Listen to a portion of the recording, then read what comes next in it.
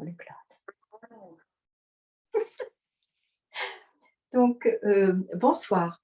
Ce soir, le thème, c'est la douleur et je tiens beaucoup à mon sous-titre « Souffrir ou non ». Parce qu'il y a évidemment quelque chose qui nous fait peur dans cette évidence de la douleur, de la souffrance. Et c'est pour ça que j'aime passionnément aller voir ce qui se passe derrière les mots, souffrir, douleur, souffrance, et de voir comment nous pouvons accepter cette part de notre condition humaine sans ni la nier, ni la dramatiser.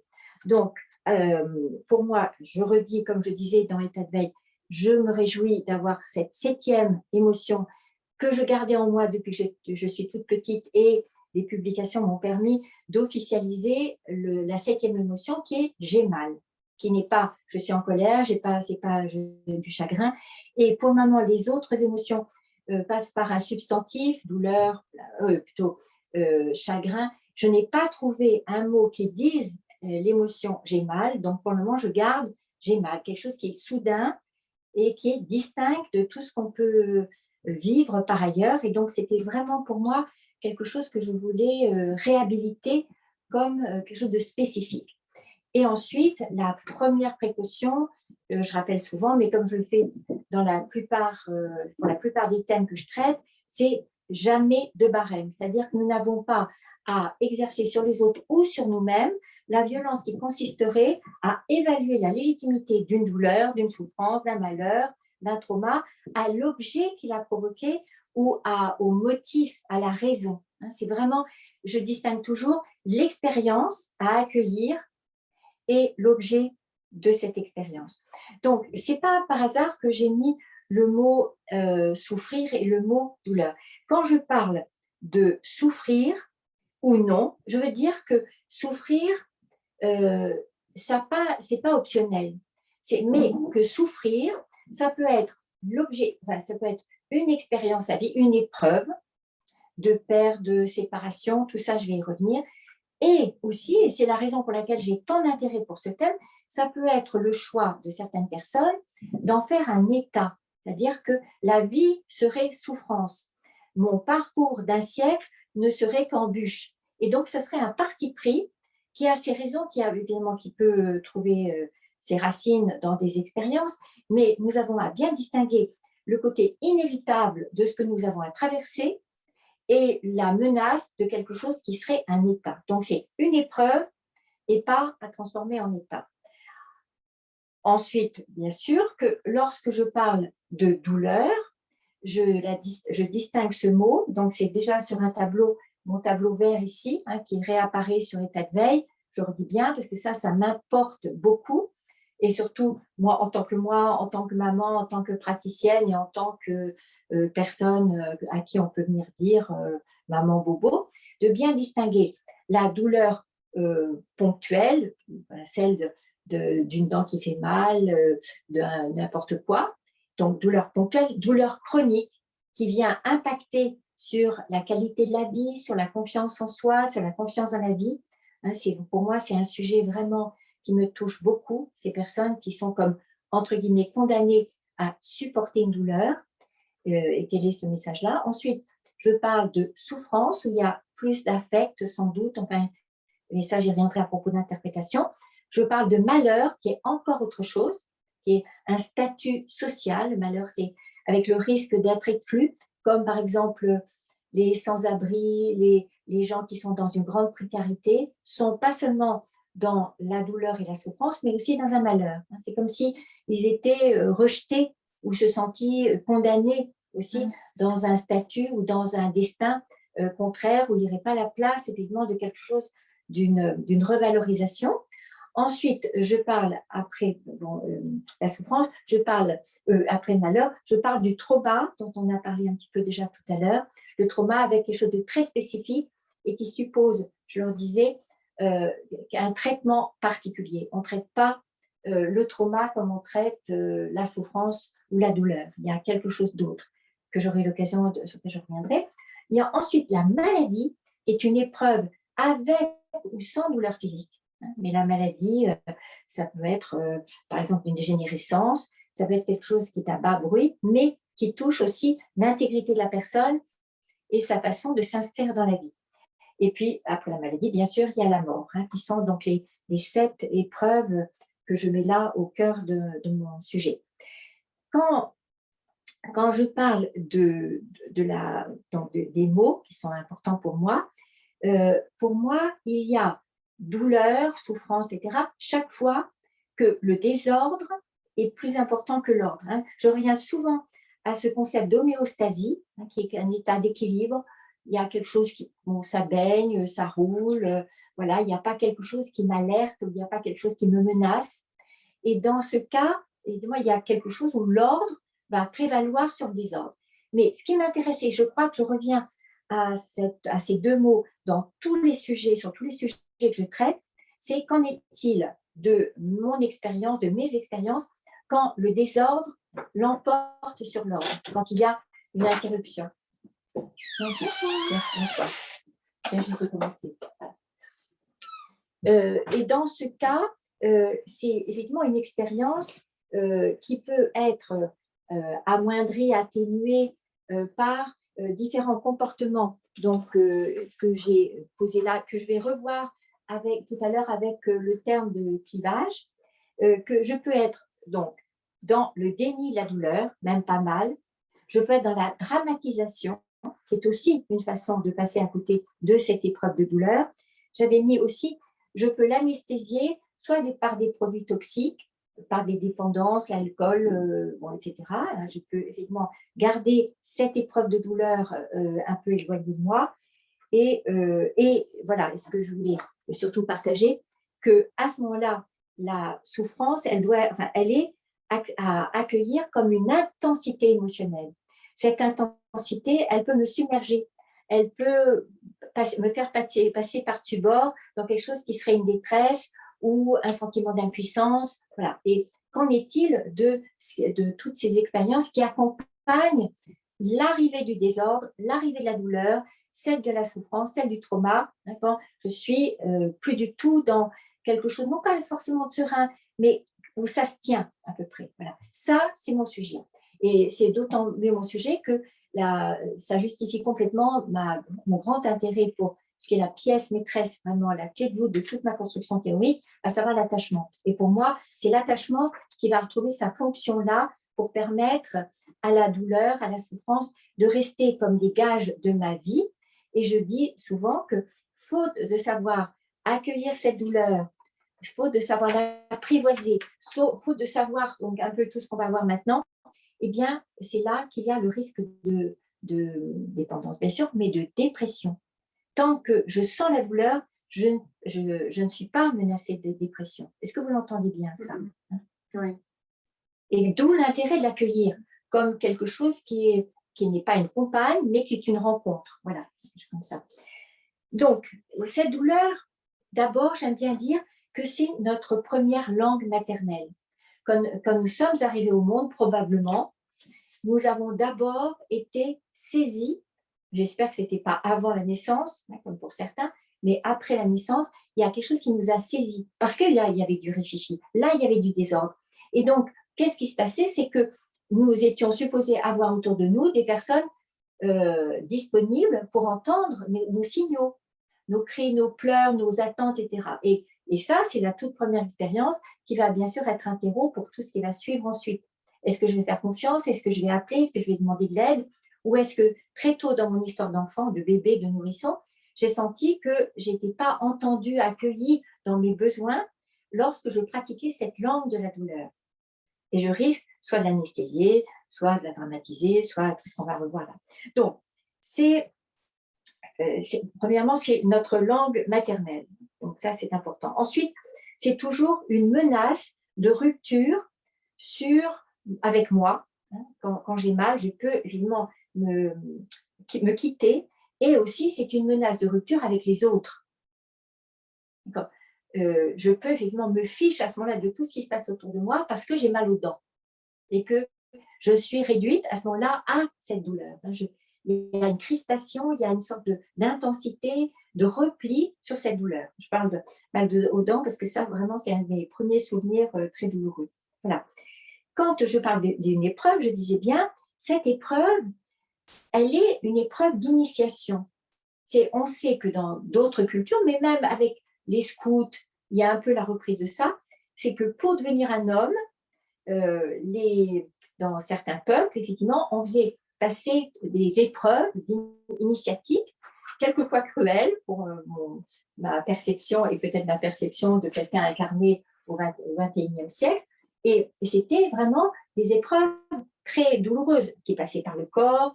On faisait traverser des déserts, on faisait traverser des forêts, il fallait passer 3 jours dans une forêt avec des animaux sauvages. Tout ça, ça me fait trembler. Mais évidemment, c'était toujours sous la supervision, si je peux dire, de quelqu'un qui était supposé être bienveillant, malgré tout ça, et qui disait bien que ce n'était pas une douleur gratuite, c'était une douleur initiatique. C'était une épreuve initiatique. Et qu'aujourd'hui, on peut penser, je le pense aussi, qu'une des difficultés pour nos ados, c'est de ne pas avoir ces douleurs, ou ces épreuves qui devraient faire donc une initiation, c'est un passage de l'état d'enfant à l'état adulte. Et que probablement on peut expliquer ou justifier beaucoup des comportements de ces ados qui n'en finissent pas d'être ados par ce manque de frontières entre donc, la petite enfance, et ensuite l'adolescence et ensuite l'âge adulte. Il y a quelque chose qui se pérennise, avec un pourrissement de quelque chose, si je vais jusqu'au bout. Et donc, au lieu d'avoir des épreuves pour valoriser la confiance en moi, etc., effectivement, on a des écrans, et ce ne sont pas les écrans qui vont être des épreuves du côté de la vie. Donc, ça peut être une épreuve initiatique, une épreuve qui fait côtoyer la mort, c'est pour ça que les deux sont un peu contigus aussi. Ça peut être même un trauma, mais ça peut être quelque chose qui va me permettre de m'équiper pour un siècle de vie. Pour comment est-ce que je vais faire pour traverser les embûches, pour traverser les conflits, pour traverser les surprises, qu'elles soient bonnes ou mauvaises. Voilà. Et donc, c'est comme si, faute de cette façon d'accueillir la douleur comme une épreuve, nous restions comme des bébés à avoir tout le temps besoin d'anesthésiants, de médicaments et d'un refuge dans des choses qui ne font pas aller du côté de la conquête de la vie. Conquérir la vie et le monde, ça veut dire effectivement passer pas seulement par des forêts avec des animaux sauvages, mais bien sûr d'autres épreuves aujourd'hui qui seraient plus d'actualité. Et donc j'aime bien revenir à ça parce que évidemment le mot douleur a mauvaise presse et personne n'a envie d'aller du côté de la douleur, mais encore faut-il distinguer effectivement quelque chose qui serait toléré ou qui serait pas valorisé, d'où évidemment le mot interprétation sur lequel je vais revenir. Voilà. L'autre chose que je veux redire à propos de la douleur, parce que c'est à peu près ce que je dis sur tous mes concepts aujourd'hui, c'est que elle va nous faire éprouver beaucoup de choses, mais surtout de la peur. Et je vois que nous avons toujours intérêt à voir comment la peur nous fait réagir. Quand j'ai mal, j'ai peur. Mais quand j'ai peur de perdre aussi. Donc, quand j'ai mal, je vais avoir peur de plusieurs choses, de la maladie, de ne pas tenir le coup, de quelque chose qui peut me renvoyer aussi à la folie. Si j'ai trop mal, j'ai peur de devenir folle de douleur, on dit, c'est-à-dire folle de chagrin, folle de douleur. Donc, il y a quelque chose qui nous met vraiment en grande tension avec la peur de ne pas savoir maîtriser la situation. Or, qu'est-ce qui se passe quand nous avons peur? Nous sommes toujours avec les deux options, j'y reviens beaucoup et vous devez trouver que je me répète un peu. Soit je vais être du côté de l'apprentissage de la maîtrise de ce qui se passe, en élaborant, en mettant des mots, en demandant de l'aide, ou bien si je n'ai pas ce recours à quelque chose du côté de mon humanité et de ma croissance et de ma maturité, je vais aller du côté, évidemment, d'un comportement de passage à l'acte qui va être du côté du contrôle. Le contrôle qui passe, évidemment, comme je le disais tout à l'heure, par les exemples de produits. Bien sûr, je ne suis pas en train de dire qu'il ne faut pas prendre de médicaments, mais l'idée, c'est que, faute de pouvoir maîtriser ce rififi en moi, je vais vouloir absolument l'anesthésier ou ne plus le sentir en prenant des médicaments ou en prenant d'autres choses ou en me persuadant, évidemment, que j'ai même pas mal, si c'est émotionnel, que je ne souffre pas, qu'il n'y a rien de grave. Voilà. Donc, soit je suis du côté de la maîtrise, soit je suis du côté du contrôle. Et nous avons à nous méfier de ce contrôle parce que, bien sûr, que c'est du côté non pas de l'expansion, mais du côté de l'autoconservation, de quelque chose on voyait bien tout à l'heure avec le symptôme de l'alcool, hein, ça a une fonction, mais ça va nous faire rester dans quelque chose de crispé et non pas du côté de l'apprentissage. C'est pour ça que là, je mettais bien sur mon tableau, j'ai mal, j'ai peur de perdre. Et j'aime bien dire que cet objet de perte, et ça va être très différent, je peux alors perdre l'amour, hein, c'est les relations, j'ai des deuils à faire, j'ai à voir aussi les attentes, mais il y a un lien, bien sûr, entre peur avoir mal, c'est plutôt émotionnel dans ce cas-là, et avoir peur de perdre l'amour.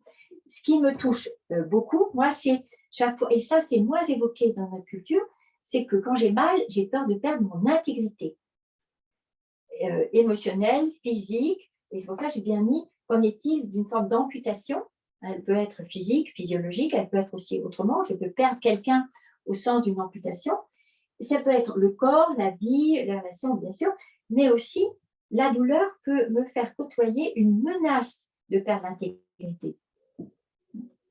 Par exemple, si je reviens toujours à mes histoires de dents, j'ai mal aux dents, je peux avoir peur, évidemment, de devoir la perdre, c'est-à-dire être à une extraction dentaire, ce n'est pas rien, hein, c'est même quelque chose symboliquement de très très lourd. Et donc, on touche chaque fois cette intégrité. Est-ce que ça vous parle, l'intégrité? Je veux bien encore que c'est pas ça. Je sens que au fur et à mesure de notre vie, avec des pertes inévitables, la douleur est comme une sorte d'annonce que je vais devoir perdre. Je vais devoir perdre quelque chose d'une habilité, de l'usage d'un membre. C'est pour ça que je reviens bien sûr aux dents, parce que pour moi, c'est là que j'ai senti que je prenais de l'âge et que les dents, elles pouvaient s'abîmer, je pouvais en perdre, etc. Et donc ça touche pas seulement, évidemment, ma mastication, ça touche quelque chose de mon intégrité. Et ça peut être pour les yeux aussi, ça peut être la perte des cheveux, ça peut être plein de ces choses qui nous touchent très différemment avec nos sensibilités différentes et notre appartenance.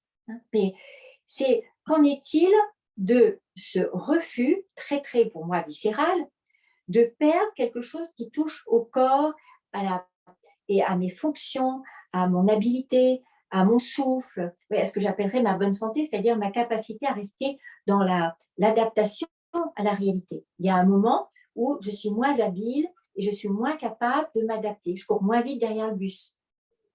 Alors, ce n'est pas tout à fait, pour moi, la même chose que l'intégrité, mais c'est mitoyen quand même. Nous voudrions rester effectivement comme Ève le premier matin, qui, elle, ne vieillit pas. Elle est toujours le premier matin du monde. Voilà. Est-ce que c'est plus clair pour toi? Oui, d'accord. Donc, soit j'ai peur de perdre l'amour, soit j'ai peur de perdre l'intégrité, soit, et ça revient à ce que je disais tout à l'heure, j'ai peur de perdre cet ordre du monde, cette homéostasie, cet état d'équilibre, cette chose qui va faire que je peux regarder ma série sans être préoccupée. Et j'ai mis, ça va être des histoires de frontières, de limites, et donc c'est la rupture de l'homéostasie.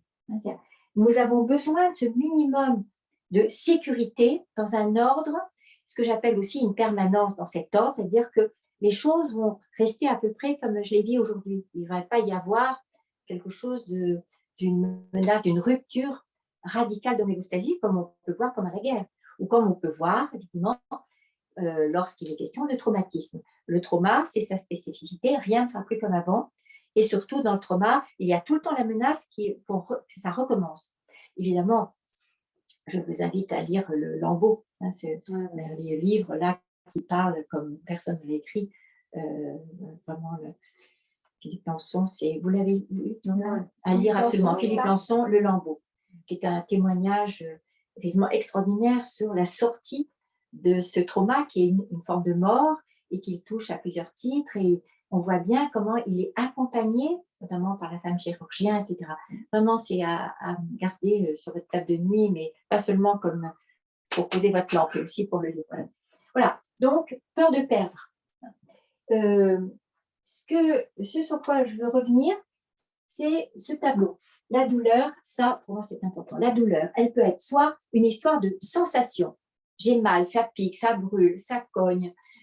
J'ai du plomb dans la tête, j'ai du plomb dans l'estomac. Donc là, ce sont les sensations. Et encore une fois, en fonction de nos toutes premières expériences de bébé, tout ça va être vécu différemment. Voilà. Donc, d'abord, sensation. Ensuite, toujours accompagné d'émotions. Donc, celle de la peur, mais ça peut être aussi la surprise, ça peut être bien sûr la colère, ça peut être l'indignation, donc bien sûr des émotions. Ce qui me semble plus important, ce sont les deux autres, à savoir quelle représentation est-ce que j'ai de cette douleur. Quand j'ai mal aux dents, qu'est-ce qui se passe pour moi dans ma représentation de moi, de mon corps? Quand j'ai mal au ventre ou à l'estomac, qu'est-ce que je me dis de ça? Okay. Est-ce que c'est grave? Est-ce que c'est pas grave? Est-ce que c'est curable ou incurable? Est-ce que ça suppose que je vais être en dépendance à quelqu'un à qui je donne le pouvoir d'une baguette magique qui va me soulager? Est-ce que je vais vamper mon médecin pour qu'il me prenne tout de suite? Est-ce que je vais mieux déjà quand j'ai eu un rendez-vous? C'est en général ce que je dis. Ça y est, j'ai un rendez-vous, je vous vois mardi prochain, déjà je vais mieux. Vous voyez combien ça nous met dans quelque chose qui est notre histoire de vie et pas simplement une sensation. Et bien sûr que je sais qu'au moment où je suis dans ce soulagement, parce que j'ai un rendez-vous, j'ai pas l'âge que j'ai aujourd'hui, mais j'ai 2 ans, 3 ans et j'ai pu dire maman bobo et maman m'a entendu. Et tout à coup, j'allais mieux. Et même si je montre mon bobo, ça va déjà mieux. Et puis si ma maman me met un peu de mercurochrome, je vais déjà mieux. Vous voyez, tout ce contexte-là qui a à voir avec, bien sûr, des représentations, mais qui a à voir avec du symbolique, avec une narration, avec aussi les souvenirs. Est-ce que quand j'étais malade, est-ce que ma mère m'apportait quelque chose au lit, un jus d'orange, ou est-ce qu'elle me faisait un œuf au lait? Est-ce qu'elle venait raconter une histoire? Voilà. Quelle est toute cette effervescence d'images, de souvenirs, de douceur ou de cruauté aussi, bien sûr. Et le terme donc, auquel j'arrive, c'est l'interprétation que j'en fais.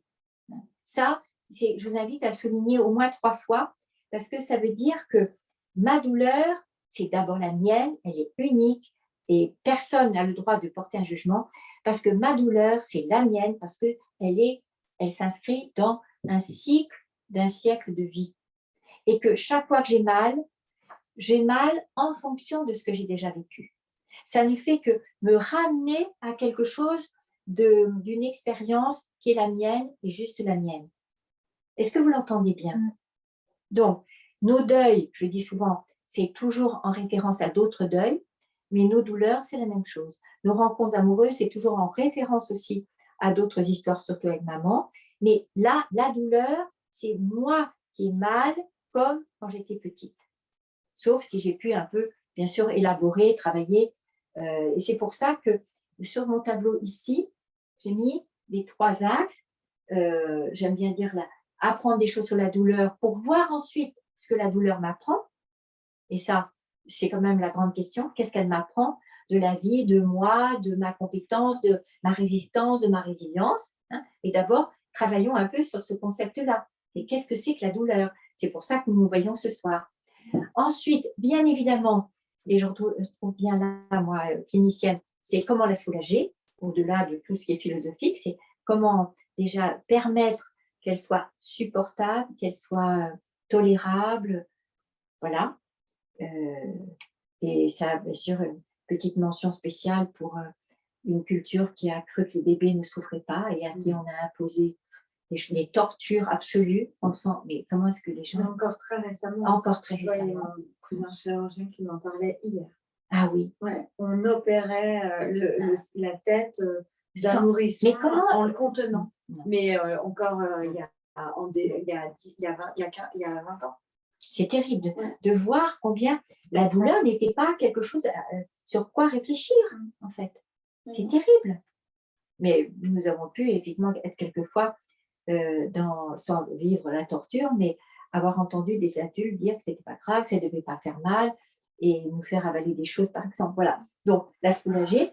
Et quand je dis élaborer, c'est le mot, effectivement, que je garde comme un dénominateur de nos réflexions pour ce soir. C'est qu'est-ce qu'on peut faire de ce concept et comment est-ce qu'on peut, effectivement, se familiariser avec cette épreuve de vie, ces passages, cette chose qui est bien sûr inévitable, incontournable, et que si on la contourne, ça peut s'aggraver. Voilà. Donc, interprétation, encore une fois, ce n'est pas bien sûr la même chose que représentation, mais j'aime bien, dans tous ces livres, Cyrulnik, il dit bien que ce qui fait de nous des animaux supérieurs, c'est qu'en tant que mammifères, nous avons des sensations et en tant qu'humains, nous interprétons. Nous avons des représentations et des interprétations. Et ça me rappelle juste aussi ce que j'aime bien dire en écho, bien sûr, à mon léger désaccord avec Marshall Rosenberg sur la CNV, donc la communication responsable. Lui pense que nos émotions viennent de nos pensées, et moi je pense que nos émotions viennent de nos interprétations. Et c'est radicalement différent. Je vois bien un fond qui se plisse, mais je serais prête à revenir sur ce sujet parce que pour moi, c'est capital. Parce que mes pensées, c'est comme ça, mes interprétations, c'est tout moi. C'est mon histoire, c'est mes croyances, mes illusions, ma culture, mon inculture et tout ça. C'est la globalité de moi qui suis en train d'émettre une émotion, de ressentir une émotion. C'est pas que ma tête, c'est pas que mon mental. Voilà, c'était mon sujet de désaccord. Donc, douleur toujours liée à des peurs, douleur toujours liée à de la perte, et douleur toujours liée, pour trouver un troisième mot avec un P, c'est la pitié. Est-ce que quelqu'un avait pitié de moi ou est-ce qu'au contraire, j'étais supposée serrer les dents et repartir dans la chambre? Parce que sans doute, si mes parents n'avaient pas travaillé, entre guillemets, élaboré sur leur propre douleur, ils ne pouvaient pas entendre la mienne. Si mes parents n'ont pas traiter à peu près leur jalousie, ils ne peuvent pas accueillir la mienne et je ne pourrais pas en faire autant ensuite. Donc, il y a toujours cette histoire de transmission et de deuil et pour permettre à chaque génération d'être un peu plus légère sur les contentieux et les accumulations. Voilà. J'aime beaucoup mon tableau. Hein, voyons, donc il y a les quatre, il y a toujours les quatre. Et que c'est parce que nous allons travailler sur les interprétations que quelque chose va pouvoir devenir un peu plus humain. Et puis, je redis bien là aussi, on va le revoir, qu'il y a eu des témoignages de personnes, alors je vais le faire un petit peu comme ça à la hache, que si j'ai perdu un bras, donc je vais souffrir très différemment selon que je l'ai perdu en sauvant quelqu'un, selon que je l'ai perdu en étant donc torturée, selon que je l'ai perdu dans un accident de la route, selon que je l'ai perdu en accident du travail. C'est pour ça que j'insiste sur le côté interprétation. Si j'ai pu sauver quelqu'un, mon bras perdu va être moins, enfin, le membre fantôme va être un peu moins douloureux. Et donc, nous avons toujours besoin, effectivement, de revenir à ces questions d'interprétation, quelles que soient les épreuves. Je reviens très rapidement parce que c'était l'objet de l'introduction avec les 5 minutes d'état de veille. C'est toujours, on a intérêt là à revenir à, je sais, perte et blessures. Les 5 blessures, bien sûr, toujours le rejet, l'abandon, l'humiliation, la trahison et l'injustice. Je redis, le rejet, l'abandon, l'humiliation, la trahison, l'injustice. Ça, si je commence à parler de ça en les croisant avec les états du moi, c'est intarissable, mais c'est toujours intéressant de voir le mot qui nous touche le plus. Quelle est la douleur, quelle est la blessure plutôt, qui va être pas forcément la plus récurrente, mais la plus profonde. Est-ce que c'est l'injustice? Parce que toute notre histoire va s'organiser autour de la blessure majeure. Nous avons tous vécu les 5 blessures. Mais ce qui m'intéresse, c'est quelle est celle, non pas qui a été la plus forte, mais celle que j'ai vécue en étant la moins accompagnée, la plus seule. Et c'est quand j'ai été seule pour vivre, par exemple, cette humiliation, qu'il y a quelque chose qui s'est crispé en moi et que sans doute, il y a quelque chose qui s'est organisé dans mes choix, dans ma vie, dans mes choix de relations, mais mes choix aussi professionnels pour composer avec cette blessure-là. Et selon l'âge aussi. Donc, vous poser une question? Bien sûr, bien sûr. Vous disiez que la douleur, c'était la 7e émotion. Oui, il y en a une 6e, hein? Oui, alors il y a la joie, la colère, voilà, j'ai oublié la joie. Joie, colère, chagrin, cœur, dégoût. Ouais, mais je confonds 2 choses. Ah oui, je vois, ça y est. Je les veux bien, du coup, joie. Joie, peur, colère, chagrin, dégoût, surprise et j'ai mal. Et puis, dans les blessures, donc, il y a bien sûr, je mets toujours toutes les blessures de séparation, c'est ce dont on parle aussi, parce que la séparation est toujours associées à une douleur, évidemment, quelle qu'elle soit, depuis la naissance, le cordon ombilical et tout ça. Et puis les 5 blessures que je viens de nommer là. Voilà. Et donc, tout ça, c'est fonction de notre culture. C'est vrai que dans les ethnies primitives, les peuples primitifs, on n'était pas du tout avec la même perception de la douleur, et pour nos arrière-grand-mères non plus, bien sûr, qu'on aurait dit à ce moment-là ils étaient durs, tous ces aïeux, à la douleur. On voit bien, il n'y avait bien sûr pas autant d'analgésiques aussi, ni nostalgiques, il n'y avait surtout pas de dentistes, de médecins pour apaiser quelque chose, donc ils tenaient bon comme ça. Et voilà. Et puis on avait froid, on avait chaud, voilà. Donc nous sommes dans quelque chose de mieux protégé. Donc ça dépend de la culture, ça dépend de nos familles, comment est-ce qu'on parlait de la douleur dans la famille, comment est-ce qu'elle était accueillie, voilà.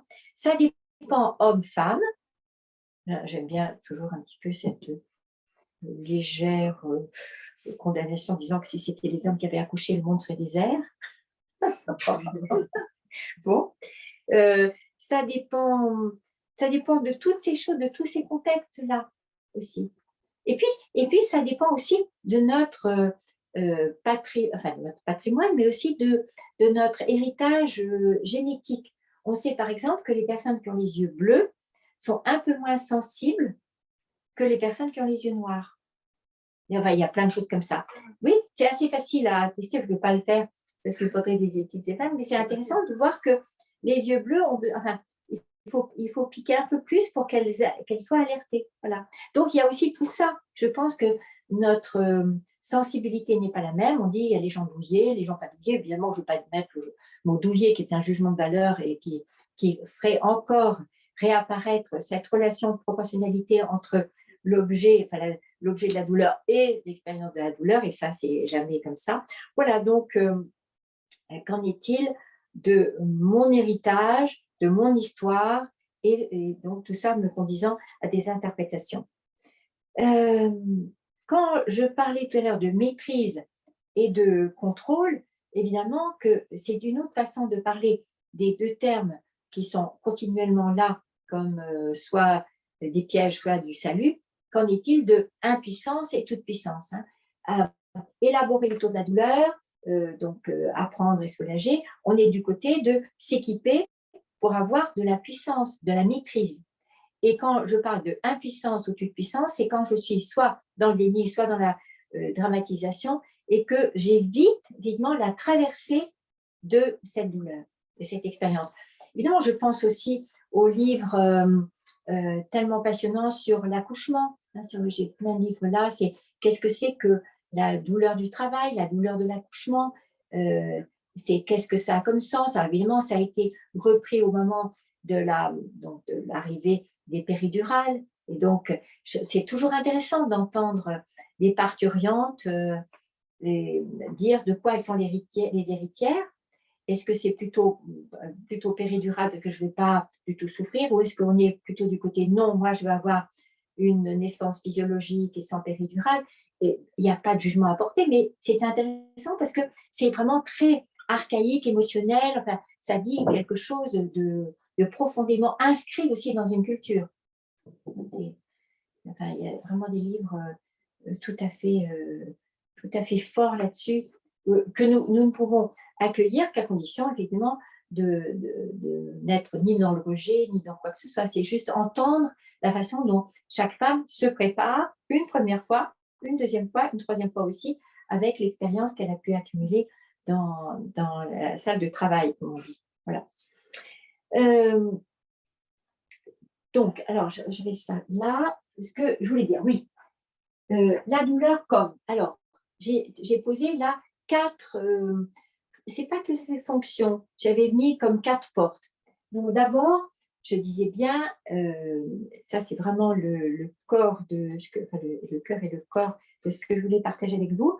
La douleur comme expérience, c'est d'abord cette chose sur laquelle je mets le spot, c'est une expérience, donc langue maternelle. Ensuite, nous ne pourrons pas faire l'économie de toutes ces choses qui brûlent, qui piquent, Et, voilà. Et donc, c'est ce que j'ai sous-titré quand la mort saisit le vif. Hein, ce n'est pas la mort forcément matérielle, mais c'est quand tout à coup, il y a une sortie du paradis et quand il y a quelque chose qui a à voir avec la perte donc de l'intégrité d'un mouvement. La mort saisit le vif. J'aime beaucoup ce sous-titre.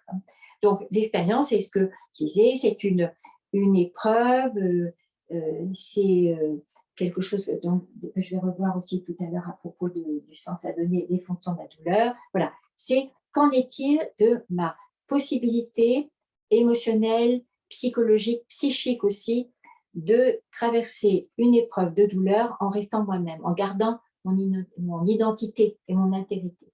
Donc, expérience, ça j'en ai déjà parlé. Je passe à la deuxième, que j'aime beaucoup, c'est la douleur comme un appel. C'est là que j'appelle ça maman bobo. C'est est-ce que très tôt j'ai pu être autorisée, effectivement, quand quelque chose me bouleverse, me fait mal, est-ce que je suis autorisée à penser, à croire que quelqu'un peut quelque chose pour moi? Pas seulement le médecin, mais quelqu'un de bienveillant, quelqu'un qui va me parler, faire comme une enveloppe autour de moi avec cette parole, ce réconfort, cette consolation. C'est voilà, c'est combien m'écouter, m'accueillir, oui, et sans jugement, etc. Je vais y revenir bien sûr tout à l'heure. Je n'ai pas compris expérience, la mort saisit le vif. Enfin, c'est pas que j'ai pas compris, c'est que ça m'a pas. C'est lorsque tout à coup il y a une menace sur nous en tant qu'être vivant. C'est pas forcément la mort qui conduit au cimetière, mais quand il y a quelque chose qui vient faire obstacle à la vie étant cette force qui nous permet de résister à la mort. Et tout à coup, la vie se trouve un peu altérée, la force de vie se trouve un peu altérée, un peu amoindrie, avec le risque que la mort gagne. Moi j'aime bien cette idée, je n'ai pas la phrase exacte là, la mort c'est lorsqu'il n'y a plus assez de force de vie pour tenir, pour garder tout ça en état. Voilà. Et donc là, c'est déjà quelque chose que nous redoutons, même si nous nous gardons de faire monter à la conscience, c'est toujours la peur de la mort. Les phobies, ce sont des peurs de la mort. La peur dans l'avion, la peur de la spéléo ou d'être enfermé dans un métro ou un ascenseur, c'est toujours la mort qui est là. Bien sûr, on ne se dit pas comme ça, mais elle est là. C'est la peur de mourir, comme pour l'asthme, etc. Est-ce que ça vous parle davantage? La mort saisit le vif. Tout à coup, il y a un combat. Donc, je ne suis pas sûre d'être gagnante. C'est pour ça que phobie, j'aime bien parce que là aussi, c'est à accueillir absolument sans passer par quelque chose qui voudrait être rationnel, raisonnable et donc qui serait un autre obstacle à accueillir la peur phobique. Voilà, donc ça, c'est un appel. Comment cet appel est-il formulé? Comment est-il comment est-ce qu'il devient exigeant dans certains cas? Moi, je repense aussi à quelque chose qui m'a toujours beaucoup touchée, c'est tous ces gens qui reviennent des camps. Je parle bien sûr des camps en Allemagne, mais je pense d'autres circonstances, ces gens qui viennent, ces migrants qui viennent et qui sont passés par des choses terribles. Comment est-ce que nous pouvons décoder, entendre ces expériences, hein, et qu'est-ce qu'ils ont à dire, à partager?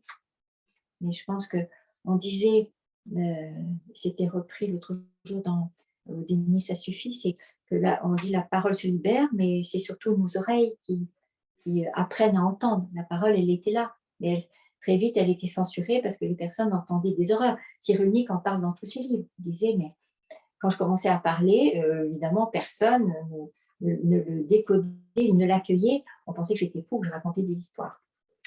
Voilà, ça c'est pour mon troisième point. Et puis bien sûr, la douleur comme langage. Et là, on a maladie. C'est évidemment pas valable tout le temps, etc., mais c'est quand même une piste importante. C'est que la douleur, elle vient dire par le corps, par des symptômes, quelque chose que je n'ai pas pu formuler. Et que, alors bien sûr, il y a tous les livres de décodage biologique hein, que je peux faire circuler encore. Décodage biologique, oui. Décodage, c'est toute une grille qui permet, selon le lieu de la pathologie, la date d'arrivée, les dates anniversaires, le degré, de donner du sens. Tu n'as jamais entendu ça? Alors, juste, moi, je mets une réserve parce que j'ai beaucoup aimé travailler en décodage biologique, à part que mes formateurs, par ailleurs, auxquels je dis toute ma gratitude, employaient à peu près une phrase sur deux pour comprendre. Voilà. Et que non, ce n'était pas pour comprendre. Pour moi, c'est pour donner du sens, pour que tout à coup, quelque chose s'éclaire. Mais oui, et Anne Ancelin aussi en parle beaucoup dans Aïe, aïe, mes aïeux. Hein, c'est la date, le lieu où c'est arrivé. Enfin, c'est extraordinaire. Ça éclaire beaucoup de choses. Bah, c'est pour ça qu'une des choses les plus cocasses, qui fait sourire évidemment ceux qui sont un peu sceptiques, ils ont le droit de l'être, c'est quand on dit que quand on a mal au genou, c'est qu'on est dans une expérience de séparation parce qu'il y a je et nous. Voilà. Et puis il y a plein d'autres choses, mais il y a des livres, mais c'est intéressant. C'est intéressant. Pour moi, j'ai toujours un peu de mal quand ça devient un peu systématique et ça n'a pas à l'être, c'est juste, ce sont des pistes. Ça parle ou ça ne parle pas. On peut être éclairé et c'est vrai que quelquefois, par exemple, quand on perd ses cheveux, c'est une sorte de territoire. Quand on a des pathologies de peau, eczéma, c'est une séparation mal vécue, psoriasis, deux séparations mal vécues, par exemple, oui, juste pour donner un petit échantillon, ça peut être intéressant. On peut dire, oui, qu'est-ce que j'ai mal vécu comme séparation? Mais ça n'a pas à être plaqué comme ça sur toujours ces choses mystérieuses qui sont nos douleurs, nos souffrances, nos malheurs. Voilà, donc maladie, c'est quand même bien en français qu'on est maladie et maladie. Bon, on peut déjà se réjouir de ça. Et puis mon quatrième, que j'aime bien sûr, et c'est celui dont je parlais là déjà à propos d'apprendre, c'est qu'est-ce que... Mais je me méfie aussi un petit peu parce que c'est quelquefois un tout petit peu détourné par la religion qui voudrait donner une valeur, sûrement pas, à la douleur, comme si elle était salvatrice ou comme si elle avait à nous élever là. Moi, mon âme s'est rarement élevée dans la douleur. Dans d'autres choses, oui, dans la joie, etc. Mais avoir mal, je ne crois pas trop à ça, mais c'est que je n'engage que ma sensibilité. Et donc, je me méfie de cette pression qui viserait à réhabiliter quelque chose de la douleur ou à nous inviter à la supporter sous prétexte que ça allait nous faire grandir. Bon, voilà. Mais ça peut être intéressant pour certaines personnes. C'est pour ça que là, je mettais bien les fonctions de la douleur, j'arrive à ça. Donc, soit c'est peut être du côté du pouvoir, effectivement. On voit ça aussi dans la pédagogie, dans cette pédagogie, que imposer de la douleur à quelqu'un, c'est prendre du pouvoir sur lui. Mais je peux faire la chose inverse, ma douleur exprimée, je peux aussi la transformer en levier pour avoir du pouvoir sur l'autre. Et que manipuler. Et donc les enfants peuvent apprendre ça très tôt avec le modèle des parents et tout ça. Voilà. Enfin, j'ai plein d'exemples, etc., que je trouve intéressants, mais nous avons quand même à être dans cette attention, dans cette vigilance. Hein. La douleur peut être un pouvoir. Bon. La douleur peut être aussi, donc en bas de mon tableau, quelque chose qui nous ferait nous soumettre, obéir, accepter des choses que nous ne voulons pas accepter. Je pense que notre actualité nous invite aussi à y réfléchir, aussi à tout ce qui se passe autour de la maladie, la pandémie et tout ça. Bien sûr que je mets à gauche la douleur vue comme une punition, qui va aussi avec la pédagogie. C'est comment est-ce qu'on peut encore aujourd'hui penser qu'un enfant qu'on punit ou qu'on fait souffrir, auquel on impose une privation, pourrait effectivement grandir et apprendre quelque chose de positif. Ce qu'il va apprendre, c'est la peur. La peur de l'autorité, la peur du pouvoir et la peur des grandes personnes. Mais la punition n'a jamais appris quoi que ce soit. Hein, mais on continue à flirter un peu avec ça. Voilà. Donc c'est pour ça que j'ai pouvoir et obéissance l'un sous l'autre, punition et pédagogie, avec tout ce que nous avons à déblayer. Voilà. Et que c'est bien plus mystérieux, c'est bien plus complexe, et ça nous renvoie à beaucoup d'humilité, et ça nous renvoie surtout à beaucoup de sentiments d'impuissance et de questions. Il y a beaucoup plus de questions sur la douleur que de réponses, évidemment, et chacun les bricole, les compose comme il peut pour arriver à survivre à ce qu'il a à traverser, évidemment. Mais j'aimais bien ces 4 mots, avec chaque fois, évidemment, les références soit à la médecine, soit à l'éducation, soit aux religions. Hein, avec chaque religion, évidemment, donne une perception radicalement différente. Hein. La douleur, pour nous catholiques, par exemple, qui a reçu une une éducation catholique, comment est-ce qu'on parlait de la douleur?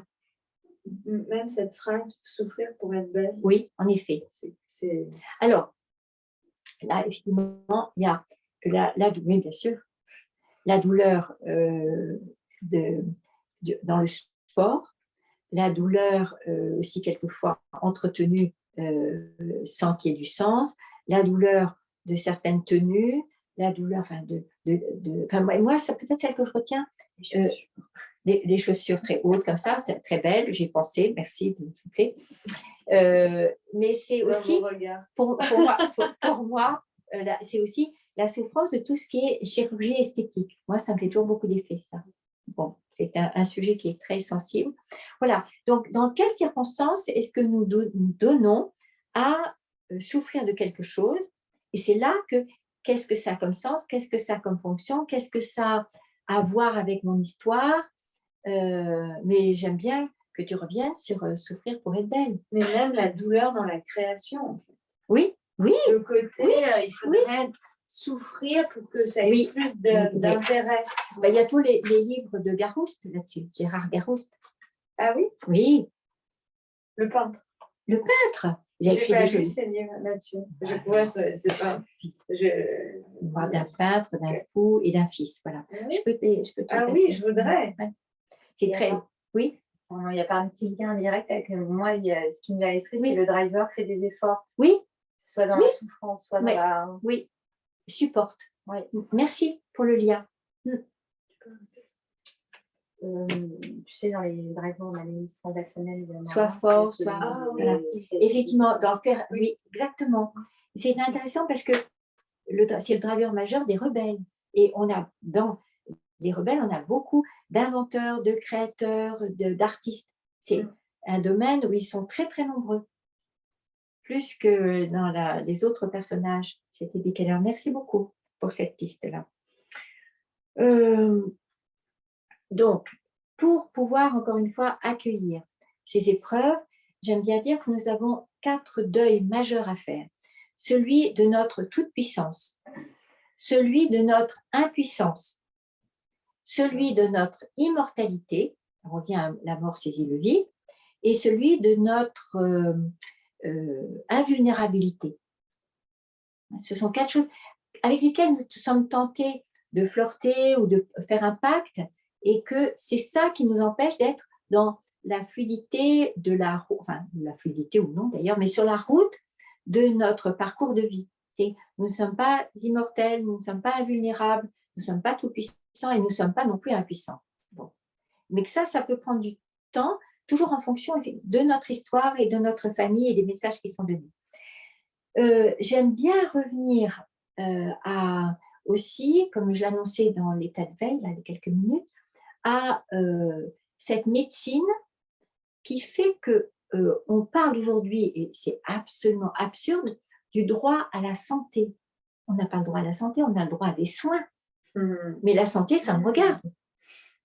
Et est-ce que vous voyez le c'est justement la médecine chinoise où on ne paye pas le médecin quand on n'est pas malade et on le paye quand on est malade. Ça. Et ça, c'est bien. C'est-à-dire que la santé, c'est un choix, mais qu'on a évidemment une sécurité sociale qui donne le droit à des soins. Évidemment. Et donc, la médecine soigne, et c'est la nature qui peut guérir. Mais ce n'est pas le médecin qui guérit, c'est la nature. Et c'est moi qui, finalement, m'appuie sur une compétence, sur une bienveillance, sur une personne témoin, etc. Quelqu'un dont je fais un allié, mais ce n'est pas lui qui a tout pouvoir sur moi. C'est moi qui effectivement, est à faire des choix avec son aide ou sans son aide. Mais est-ce que c'est bien clair la différence, hein? Donc, complètement pour moi. C'est la première fois que j'entends ça, oui, c'est pas complètement. Oui, j'ai bien fait venir. Donc voilà, qu'est-ce que c'est que la médecine? Qu'est-ce que sont les médecines? La médecine allopathique, les médecines autres, la médecine chinoise qui a été une découverte extraordinaire aussi. Qu'est-ce que c'est que le care, hein? Ce mot aujourd'hui, care, c'est le soin, qui n'a pas la prétention de salvatrice forcément du corps, de la physiologie et de la maladie, mais qui veut dire vraiment prendre soin de la personne. C'est ce qu'on voit dans les soins palliatifs aussi. Hein, c'est quelque chose qui a un souci de la personne qui n'est pas que dans des sensations, mais qui est aussi dans des représentations, dans des interprétations. C'est ça qu'on peut faire, et dans des émotions. Et donc là, on a quitté effectivement le premier degré des sensations. On est dans la personne qui vit d'autres expériences au moment où elle souffre. Bien sûr, il y a tout le sujet de la consolation. Qu'est-ce que c'est que consoler? Hein, c'est certainement pas dire ça va passer, c'est pas grave, mais c'est dire dis-moi ce que tu vis là, dis-moi combien c'est terrible. Et c'est bien sûr le dernier livre d'Anne-Dauphine Jullian qui disait bien, enfin, dont la phrase majeure, ce livre tout à fait extraordinaire qu'elle a écrit, elle dit bien combien elle a été bouleversée le jour où elle était au chevet de sa petite fille qui est en train de mourir ou de souffrir beaucoup, et que l'infirmière s'assoit et lui dit juste « je suis là ». Juste comme la meilleure phrase qu'on puisse dire, il n'y a rien d'autre à dire auprès d'une maman qui voit son bébé souffrir, simplement s'assoit et je suis là. Et ça me rappelle aussi, dans un autre ordre de grandeur, j'ai encore de la reconnaissance pour l'assistante de mon chirurgien dentiste. Et je me souviens, il faisait ce qu'il avait à faire. Et je me souviens encore de l'assistante qui m'avait mis la main sur l'épaule. J'avais trouvé ça magique. Voilà. C'était une façon de dire « je suis là » aussi. Voilà. Donc ça, c'est la véritable consolation, c'est-à-dire non pas entendre la douleur, mais entendre la personne qui souffre. Ce n'est pas la même chose.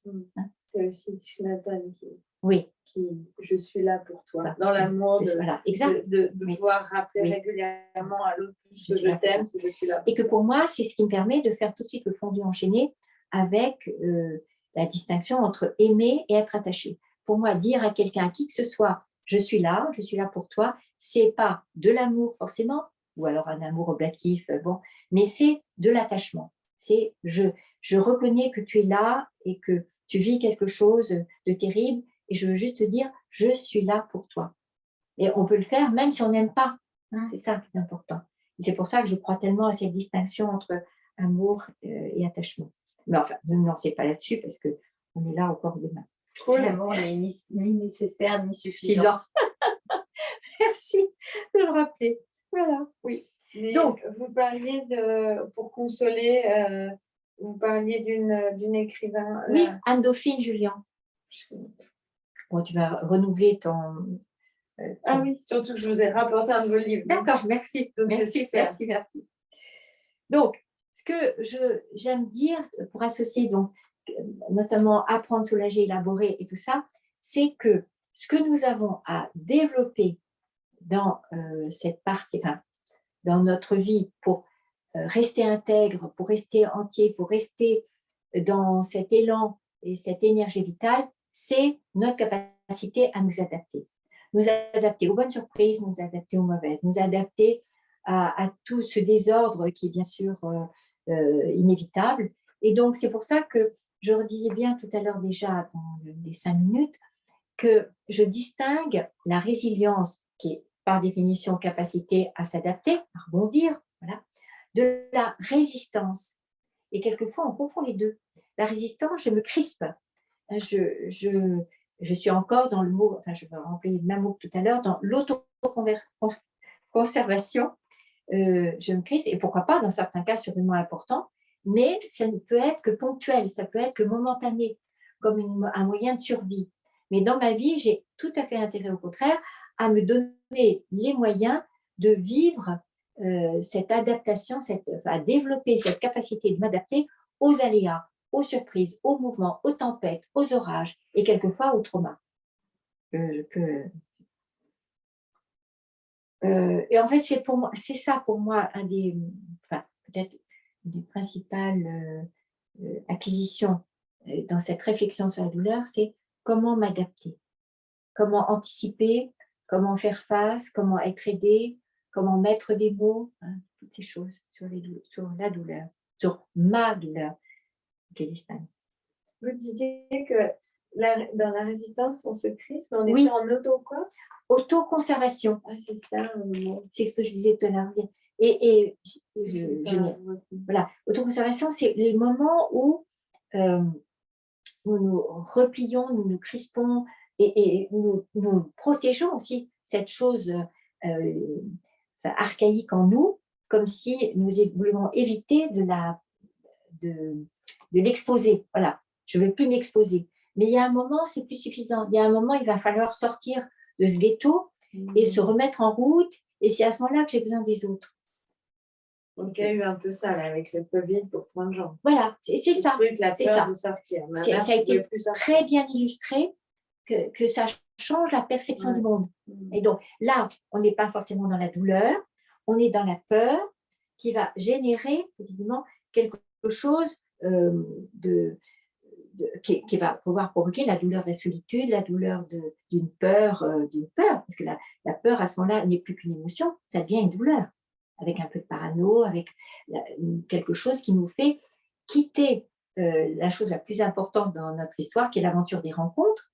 Et si cette aventure n'est pas autorisée, permise par moi ou par les autres, il y a quelque chose qui va se réduire, évidemment, dans l'aventure de ma vie. Donc, c'est vrai qu'on pourrait en parler encore beaucoup de ça. Alors, je reviens à, donc, d'abord, revenir à cette adaptation et, bien sûr, souligner 2 fois, tout ce qui a à voir avec le clivage. Hein. Le clivage, c'est cette possibilité pour éviter d'être submergé par une expérience, une émotion, une épreuve, de faire la part entre, pour le moment, je garde ma belle énergie pour gérer ce qui est à gérer, l'évidence, je sauve le bateau, j'éponge la salle de bain, je sauve quelqu'un, évidemment, et je sais qu'à ce moment-là, je risquerais de perdre ma puissance si je me laissais, évidemment, être submergée par mes émotions. C'est ce que j'appelle Scarlett O'Hara. J'y réfléchirai plus tard. Ou Aliette de Banafé. C'est ça. Donc voilà. Donc, ce n'est pas du déni. Le déni, c'est que je fais comme si ça n'existait pas. Le clivage, je sais que ça existe et je me fais confiance pour traiter ça à un meilleur moment. Donc, c'est ce que j'appelais là le dol, c'est-à-dire cette angoisse existentielle, hein, qui n'est pas tout à fait la douleur. Et donc je mettais bien, le dol, c'est dont l'origine est notre statut de mortel. Parce que je suis mortel, je ne peux pas faire l'économie ni de cette angoisse, ni de cette douleur, ni de ce dol, ce qu'on dit dans les textes des juristes. Dol, D-O-L ? D-O-L, c'est un mot que tu trouveras dans les articles de loi, etc. C'est un mot démodé, mais qui est resté. Pour les juristes, c'est un mot qu'on donne assez souvent. Oui, il y a plutôt presque volé dedans en termes de synonyme. Quelque chose de losif, enfin, oui, un dol. Oui, enfin, c'est ça. Il y a un côté, voilà, avec déjà quelque chose qui engage un procès. On prête à l'autre, effectivement, d'avoir provoqué quelque chose et volé. Oui, c'est vrai. Mais c'est un mot qui existe encore et dont je me suis servi quelquefois pour distinguer de la douleur. C'est un préjudice, le dol. Et surtout, je dirais ça. Donc, quelles sont les parades que nous trouvons et qui sont quelquefois très intéressantes, il n'y a pas de discrédit, en dehors du clivage, pour éviter d'être submergé par tout ce qu'on vient d'élaborer, la douleur, la souffrance, le malheur et le trauma. Donc, soit ça va être une parade chimique. C'est bien agréable quand on a une migraine d'avoir quelque chose comme ça. Ça pourrait être aussi une parade toxique. Et pourquoi pas?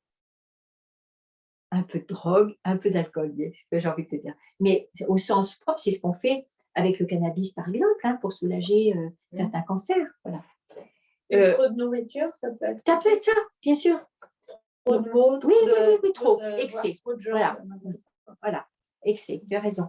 Ça peut être dogmatique aussi, comme parade. Hein. C'est les principes, tout ce que je disais à propos de certaines cultures ou de certaines religions. On est dans du dogme sur la souffrance qui va nous donner, prête à l'emploi, une interprétation de la douleur, mais qui n'est pas forcément la mienne, qui va être plaquée, qui va me priver de cette expérience intime.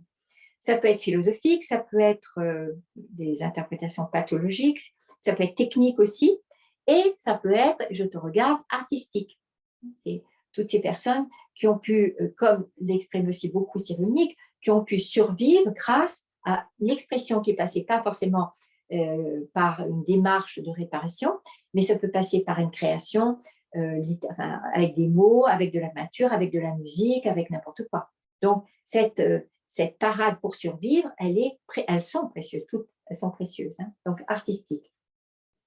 Mais pour moi, je suis sensible et ça a été un long débat avec mes enfants, à ces créations qui donnent à vivre aux spectateurs ou aux témoins la violence, mais qui n'a pas été élaborée, et d'autres, on sent que la violence subie est élaborée et qu'elle est ensuite partagée. Et vous faites la distinction? Non. Pour moi, il y a certaines œuvres dont je vois que ça a permis à l'auteur de ne rien traiter, mais il balance la douleur qu'il a vécue sur moi. Moi, je me sens être autant violentée que lui l'a été. Vous avez un exemple? J'en avais, je pense surtout à une discussion que j'avais dans un pays étranger où je vais retrouver, parce que je sais qu'il y en a qui me disent. Vous sentez agressé par oui, l'œuvre? Oui, comme si l'auteur m'avait balancé la violence subie. Alors que pour d'autres, je vois que il exprime une douleur, mais qui a été transformée. Voilà, transformée, c'est le mot qui me manquait. Ça me parle ce que vous dites. J'ai déjà vu des œuvres qui, honnêtement, ont provoqué beaucoup de oui. rejet et qui étaient très violentes, et où je me suis fait la réflexion que la personne était particulièrement noire, et où on avait l'impression qu'elle rejetait son truc au visage. Quoi. Mais je vais retrouver des noms parce que je vois bien. Oui. Et tu vois, c'est pour ça que je fais aussi la distinction entre agressif et violent. Il y a des œuvres qui peuvent être agressives. Je pense à Van Gogh, ça peut être un peu fort, alors que pour d'autres, c'est de la violence. Mais c'est quelque chose que je ne pense pas d'abord, que je sens ici. C'est comme un coup de poing que je reçois. Alors qu'il y a des chocs que je peux vivre dans des écrits dont je vois bien que ce n'est pas de la violence.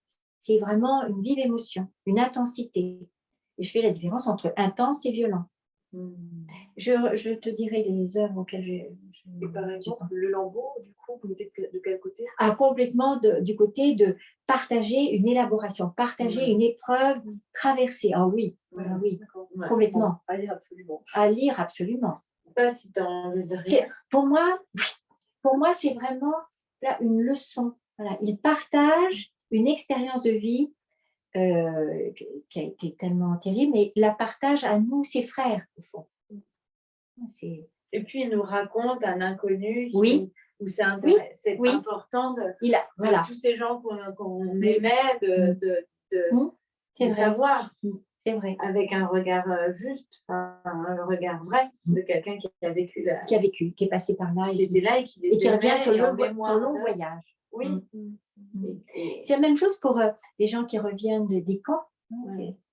Quel est ce long voyage Il y a beaucoup de respect dans ce livre de Lambeau. Oui. Il y a comme il y a beaucoup d'amour, beaucoup de manque. Et beaucoup d'intelligence. De très bien écrire aussi. Oui. Il n'a pas eu un prix il y a 2 ou 3 ans, je ne sais plus, parce que c'était justement un témoignage et pas un roman. Alors, tout ça, bienvenue. Ça peut être un peu plus névrotique, ça peut être le refoulement, on tasse jusqu'à ce que ça déborde. Ça peut être aussi rêver, et je pense que dans certaines circonstances, c'est vraiment bien de pouvoir s'échapper aussi à l'expérience de cette violence trop crue en rêvant, en racontant des histoires. Ça peut être la dépression comme une épreuve, une expérience et pas comme un statut permanent. Ça peut être de la régression aussi. Je pense à certaines modalités dans les groupes où la régression permet d'aller plus loin ensuite. Ça peut être la sublimation. On voit ça chez certains héros ou certains saints qui ont pu sublimer des tortures, par exemple. Pardon, mais la régression, ça serait... ça serait... Se donner le droit d'être complètement pris en charge. J'avais quelqu'un au téléphone tout à l'heure qui sortait d'hôpital psychiatrique, il dit « Pour maman, on fait tout pour moi. C'est formidable d'avoir de bonnes personnes. Pour le moment, je ne prends aucune décision. On s'occupe de moi comme un bébé. Mais c'est formidable. C'est complètement à réhabiliter. » Parce que les personnes qui le verraient comme quelque chose de dramatique, c'est les personnes qui croient que si ça se passe, ça va durer toujours. Non, c'est une étape, c'est une épreuve, c'est un passage. Comme un plâtre. Oui, comme un plâtre, exactement. Ça peut être donc aussi le déni, ponctuel ou permanent.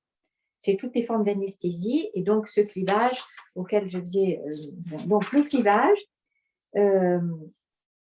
donc comme la permission que donne Scarlett O'Hara, j'ai mis comme un choix d'être off, bon, ponctuellement, hein, et pas de façon permanente, on-off. Ça peut être un impératif social. Il n'y a pas de vie sociale digne de ce nom dans notre maturité s'il n'y a pas la possibilité de clivage. Vous l'entendez bien, ça. Il n'est pas question que je sois tout le temps spontanée avec les gens que je rencontre.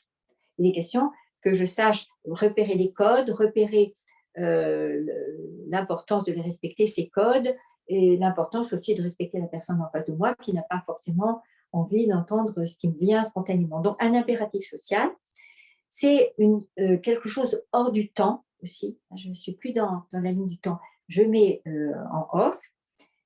Ça peut être le clivage d'une posture corporelle. J'aime bien dire ça aussi. Ce n'est pas forcément quelque chose des mots. C'est quoi je peux être dans une posture qui ne dit pas ce que je ressens. Ah. Voilà. Je donne le change.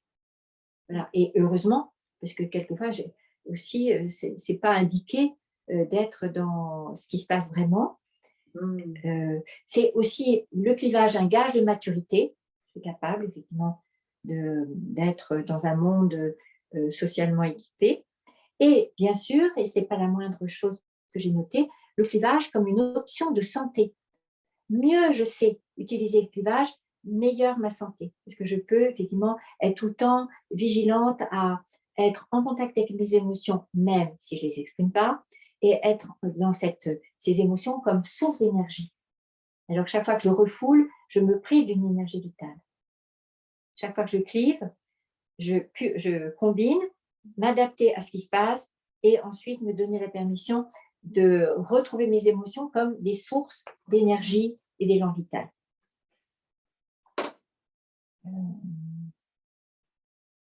Voilà, c'était essentiellement. Après, je disais, bien sûr, le clivage va être différent, mais je l'ai déjà dit tout à l'heure à propos de la douleur, selon que hommes, femmes, les âges, les cultures, les familles, les fonctions, le caractère. Voilà. Il y a des personnes qui vont avoir plus de mal à ne pas manifester une impatience.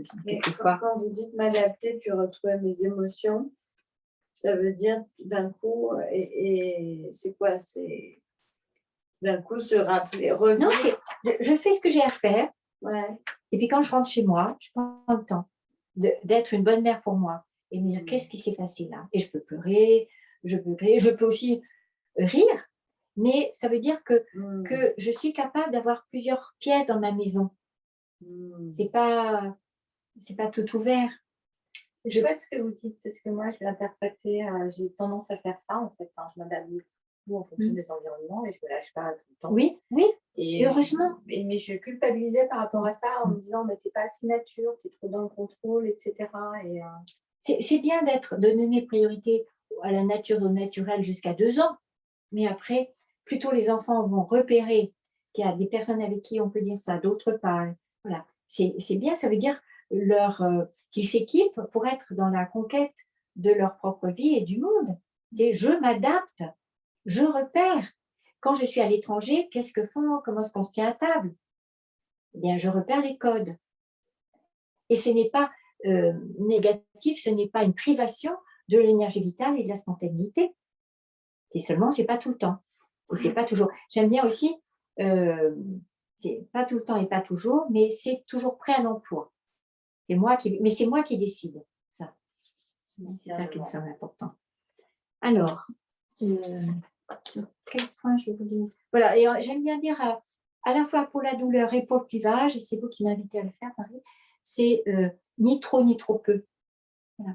Parce que le clivage suppose que je sois honnête avec moi, c'est-à-dire que je ne mets pas tout ça au frigo sans jamais ouvrir le frigo. Il y a un moment, il faut que je traite ce qui est dans le frigo. Et que je ne confonde pas frigo et congélateur. Ce que je pourrais bien faire de temps en temps. Ou poubelle. Ou poubelle. Donc, oui, ce que je n'ai pas suffisamment dit là, c'est dans la douleur, le temps est suspendu et la narration de ma vie aussi. Ça, c'est vraiment important. D'où, effectivement, le lambeau. C'est-à-dire que pendant un temps, ma ligne du temps est rompue. Hein, notamment dans un deuil majeur, je vois bien que tout à coup, je ne sais plus quelle date on est. J'ai perdu le fil. Et avoir traversé le deuil, se remettre en route. Ça veut dire que tout à coup, je vais pouvoir relier mes fils, le fil de temps. C'est tout à coup, de nouveau, je suis sur ma ligne du temps et aujourd'hui, je suis en 2021. Mais encore là, j'ai du mal quelquefois à me souvenir de ce qui s'est passé pendant quelques mois parce que j'étais dans un temps suspendu. Interruption de la ligne du temps. De la ligne du temps et de la narration. C'est ça que j'avais parlé. Et donc, ce que je n'ai pas suffisamment souligné, c'est que dans cette épreuve, j'étais vraiment dans expérience de douleur, c'est à la fois accès à mes ressources et accès aux limites de mes ressources. C'est ça. C'est ce que j'appelais puissance et impuissance et toute puissance. C'est qu'en même temps, ce que m'apprend la douleur, c'est ça. C'est j'ai des ressources, mais elles ne sont pas inépuisables. Et dans cette expérience entre impuissance et quelquefois jouissance, on parlait du sport, on parlait de ces épreuves, on parlait des salles de sport et toutes ces choses avec lesquelles je suis certainement moins familiarisée que vous. Il y a quelque chose qui peut être du sacrifice, c'est un mot qu'on n'a pas encore dit, qui peut être un soulagement aussi, et la douleur peut être un scandale. La douleur, évidemment, la douleur des enfants, la douleur des bébés, la douleur de certaines maladies, c'est un scandale. Donc, il y a à la fois, j'avais trouvé les 5 mots pour dire cette expérience entre impuissance et jouissance. Il y avait sidération, la douleur qui tombe comme ça, sous quelque forme que ce soit. Ça peut être douleur physique, ça peut être souffrance, ça peut être malheur, ça peut être trauma, comme je les ai énumérés. Donc, ça peut être sidération, ça peut être le scandale, ça peut être le sacrifice, ça peut être, pour un autre mot, le sport, qui englobe plein de choses, et ça peut être le soulagement.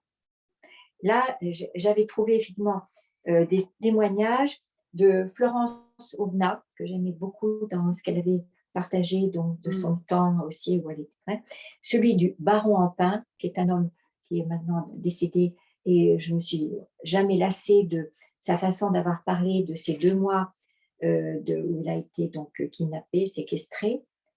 Et ce qui était intéressant, c'est que là, il a vécu la douleur, peur de mourir, d'être tué. Il avait dit à ses geôliers, si vous me tuez, faites-le proprement. Bon.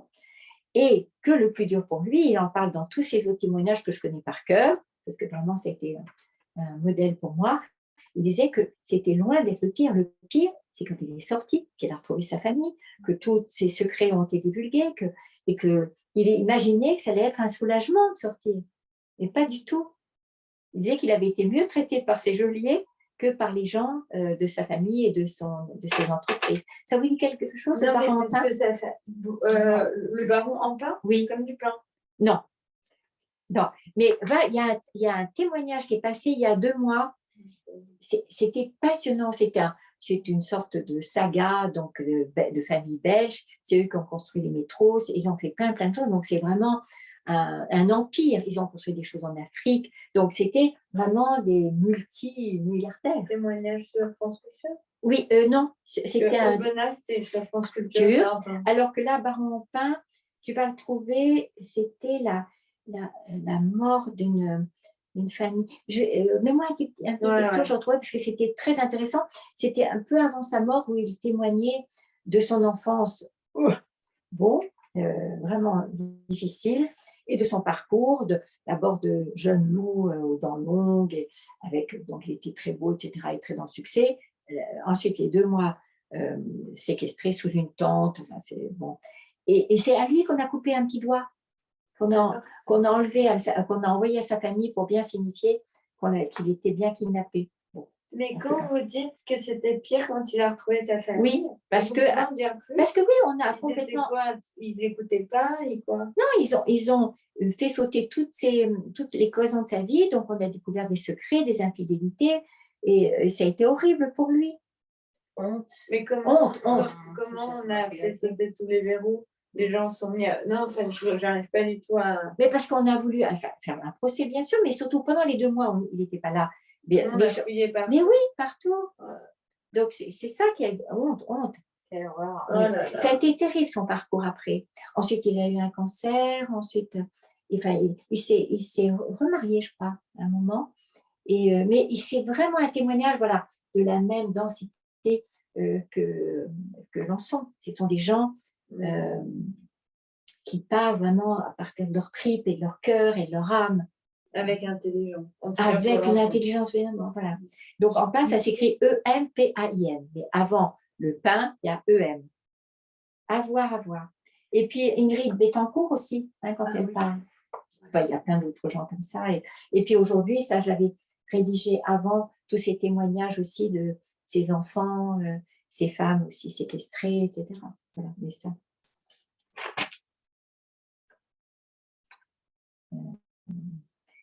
J'ai pas encore. Oui, j'aurais pu le mettre comme un 6e S. C'est la solitude, rajouter. Après, soulagement à la solitude. On est toujours seul quand on a mal. Bien sûr. Pourquoi, bien sûr? Parce que c'est une expérience de notre mortalité. Et pour moi, c'est que je ne suis pas en train de disqualifier le réconfort, la présence, hein, pas du tout. Mais au fond, on est seul. Et que quand nous accompagnons quelqu'un qui souffre, il est seul. Et souvent, enfin, je le répète, mais ce monde aussi, c'est quelque chose, c'est assez étrange. C'est vraiment quelque chose que je ressens sur les personnes qui ont des grandes souffrances. Il y a quelque chose où elles n'ont pas forcément envie de le partager. Non. Mais merci pour dire ça, parce que je pense qu'on peut faire un lien, grâce à ce que vous dites, avec les 5 blessures.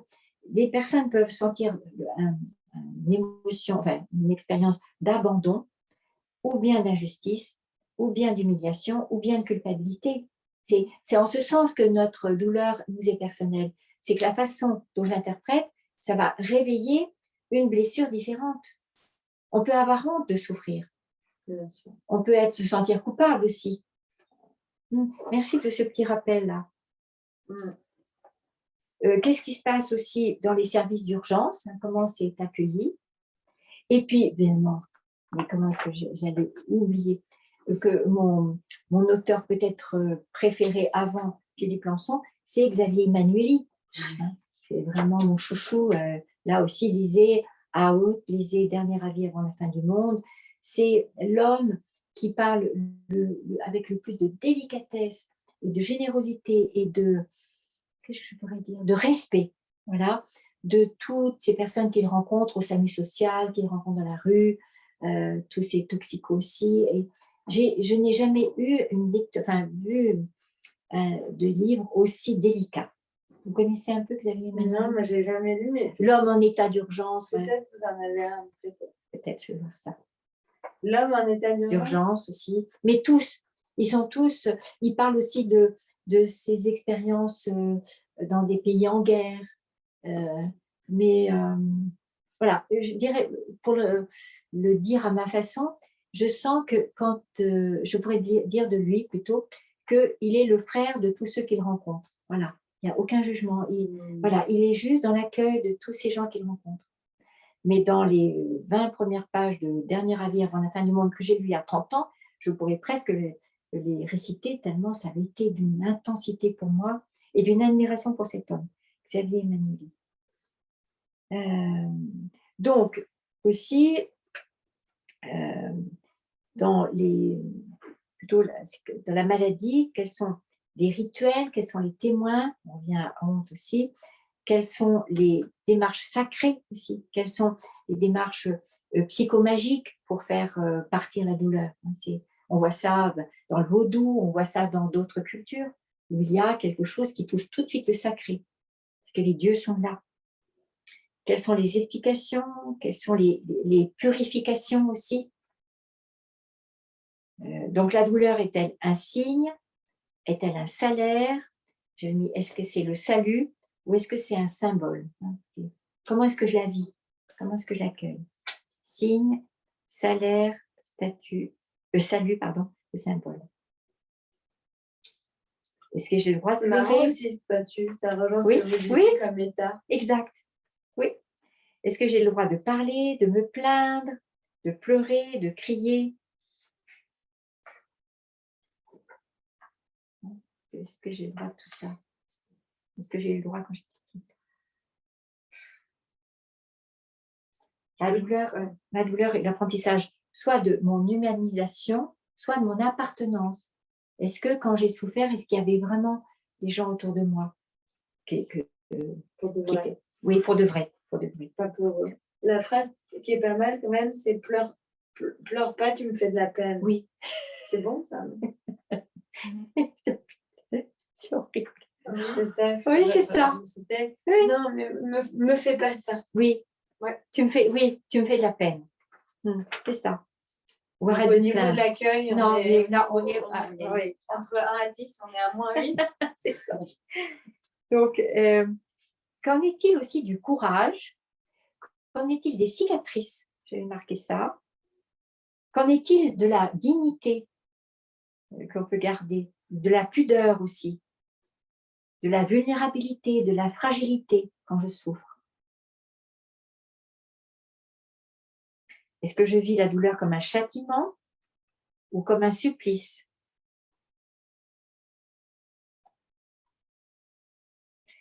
Est-ce que je peux tolérer mon ambivalence à ce moment-là? Mon impuissance, mais aussi quelquefois la jouissance de la douleur.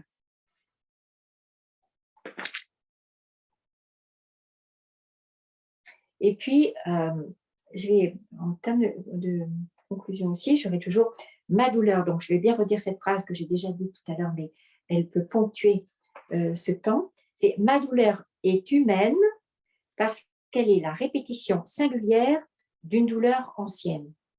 Ma douleur est humaine parce qu'elle est la répétition singulière d'une douleur ancienne, j'aurais pu dire de ma douleur ancienne. Avec donc, chaque fois, quand j'étais petite, y a-t-il eu expérience d'effondrement? Est-ce qu'il y a eu expérience de vide quand je souffrais? Ou expérience de mort? Notamment quand on anesthésiait les enfants, je pense qu'ils devaient vraiment avoir peur de mourir aussi. L'effondrement, c'est qu'il y a, au sens, il n'y a plus rien pour moi. Enfin, je pense qu'un trauma, c'est ça. Je suis perdue.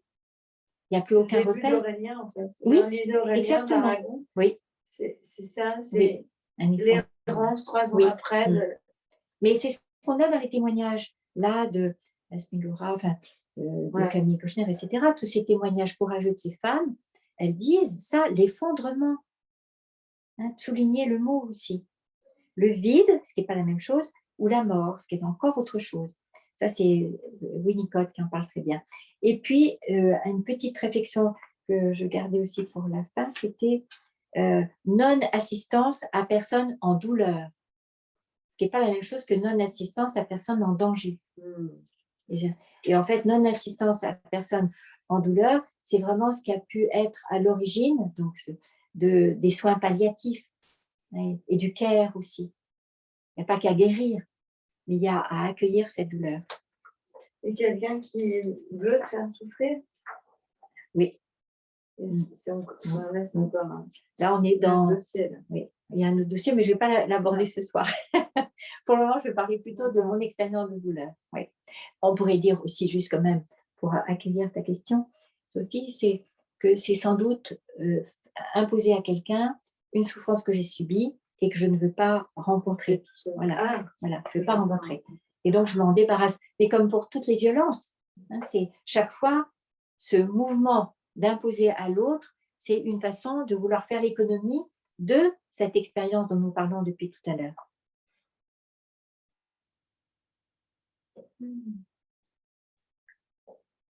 Émotion. Je crois que j'ai fait le tour de ce que je voulais partager. Donc, soit intensité de la douleur, soit violence de la douleur. Selon que je suis accompagnée, entendue, que quelqu'un met sa main, je pourrais être dans l'intensité, mais s'il n'y a pas ce minimum d'accompagnement, je suis tout de suite dans la violence, c'est-à-dire quelque chose qui a à voir avec la destruction. La personne témoin, c'est celle qui ne va pas enlever la douleur, mais qui va enlever la potentielle destruction de la douleur. C'est ça la personne témoin. C'est ça maman bobo. Ok, je vous remercie de votre attention.